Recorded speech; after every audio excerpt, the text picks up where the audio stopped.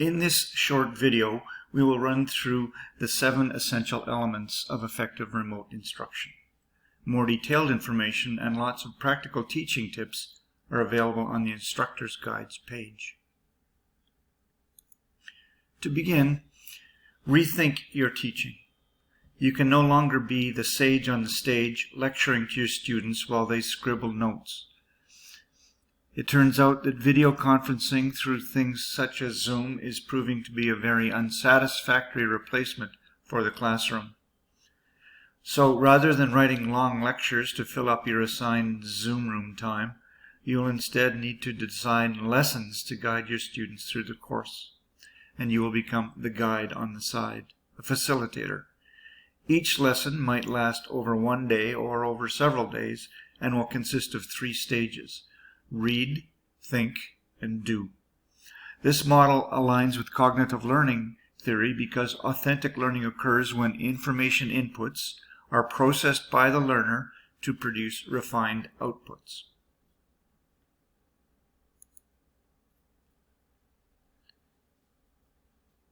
And that process is shown here.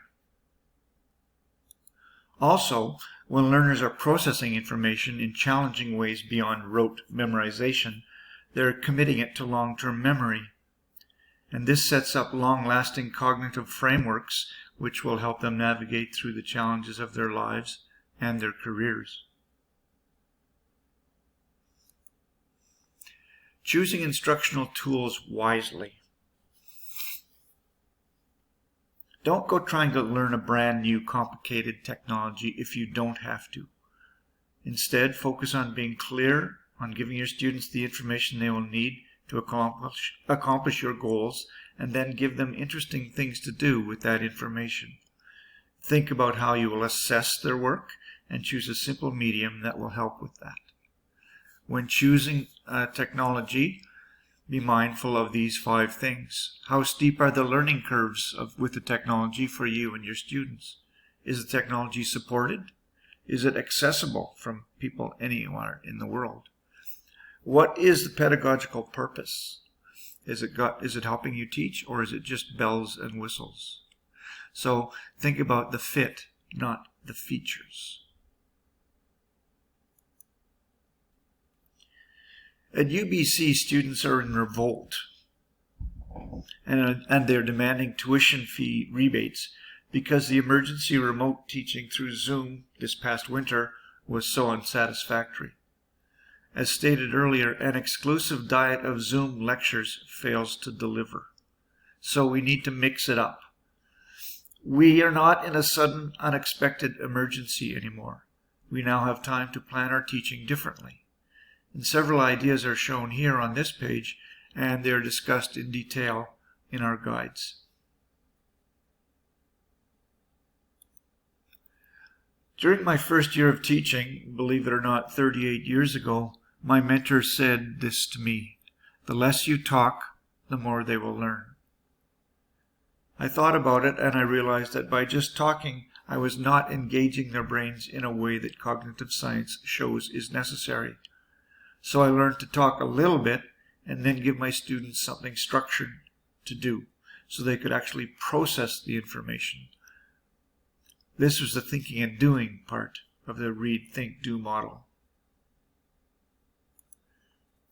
This website from the University of Illinois at Springfield is a goldmine of varied learning activities that you can use in your classes. Each activity you see named here is a live link that leads to a full description of that activity.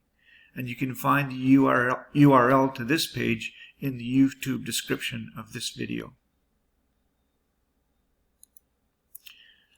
Lev Vygotsky has developed a model of social learning which argues convincingly that humans mostly learn in social interaction with others, that no knowledge truly exists out of some form of interpersonal mediation. Teaching then requires us to design activities through which our students can process new information together. Many of the learning activities shown on the previous slide are designed with this cognitive reality in mind. One might look at it this way: the less you talk, the more they can interact. So Structure their interactions with your tasks in such a way that the students co-process your course content. Recently, we have all felt the cold, heavy fog of social isolation. For this reason alone, carving out teaching time for social interaction is important. Traditional university teaching and learning have been highly individualistic, and the mental illness data is piling up to show that this really wasn't healthy. So now we have a chance to make the new normal more humane. In this new normal, your human contact with your students through whichever media you choose to use is vitally important. At Flexible Learning, we survey the students for their reactions to courses, and the feedback surveys always scream loudly with the very same message: I want to feel like my instructor is a human being who cares. And finally, formative assessment.